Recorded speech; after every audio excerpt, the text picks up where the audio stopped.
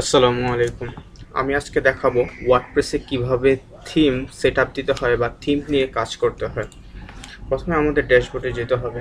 ড্যাশবোর্ডে যেতে হবে প্রথমে এটা বলে রাখা ভালো যে আমাদের যে ডিফল্ট যে থিমটা ছিল, ডিফল্টের থিমটার চেহারাটা হচ্ছে এরকম যে তার এই অবস্থা দেখতে অবশ্যই ভালো লাগে না যে আপনি কাজ করবেন যে একদম মানে সিম্পল একটা নিয়ে কাজ করবেন, এটা অবশ্যই অনেকে চায় না, তাই অনেকে থিম চেঞ্জ করে নেয়।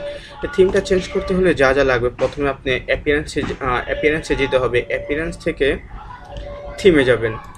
থিমে যাওয়ার পর এখানে আছে তিনটা ডিফল্ট হিসেবে তিনটা থিম আছে, যে 2015, 14, 2016।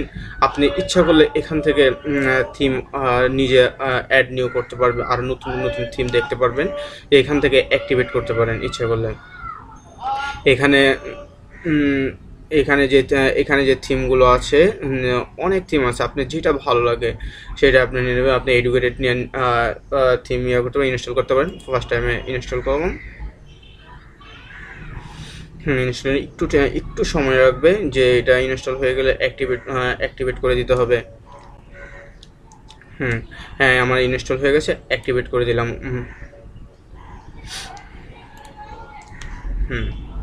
অ্যাক্টিভেট হয়ে গেল। এখন আমরা এটাকে রিফ্রেশ দিই, তবে দেখা যায় হ্যাঁ যে আমাদের থিম হয়ে গেছে। আমাদের এটা সিম্পল একটা থিম। আপনি ইচ্ছা করলে থিমটা যদি এইভাবে, যে না আমার এইভাবে আমি করবো না, আপনি তাহলে আরও ভালো ভালো থিম আরও করতে আপনি wordpress.org-তে যাবেন। wordpress.org-তে গিয়ে থিমে ক্লিক করবেন। থিমে ক্লিক করার পর অনেক থিম আসবে, আপনার যেটা চয়েস অনুযায়ী এখান থেকে ডাউনলোড করে নিতে পারেন। ডাউনলোড করে তারপর থিমগুলো অ্যাড করতে পারেন। যেমন আমি আপনাদেরকে একটা দেখাচ্ছি, যে আমি এই থিমটা আমি ডাউনলোড করি। একটু সময় হ্যাঁ, একটু ডাউনলোড করি। ডাউনলোড করার পর এটা যে কোনো একটা ইয়েতে রাখি।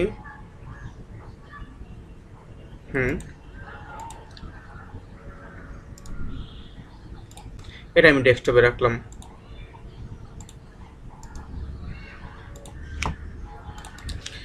Canon type. তারপর আমি আমার ওয়ার্ডপ্রেস ইয়েতে চলে গেলাম, থিমে অ্যাড নিউ যেতে হবে। তারপর আপলোড থিম, তারপর চুজ ফাইলটা দেখায় দিতে হবে। ফাইলটা হচ্ছে আমাদের ফাইলটা হচ্ছে এই ফাইলটা, দেখাই দিলাম। তারপর ইনস্টল নাও। আপনি ইচ্ছা করে লাইভ প্রিভিউর মাধ্যমে থিমটা দেখতে পারেন, যে থিমটা কীরকম আছে। আপনি আমি ডিরেক্ট অ্যাক্টিভেট করে দিলাম।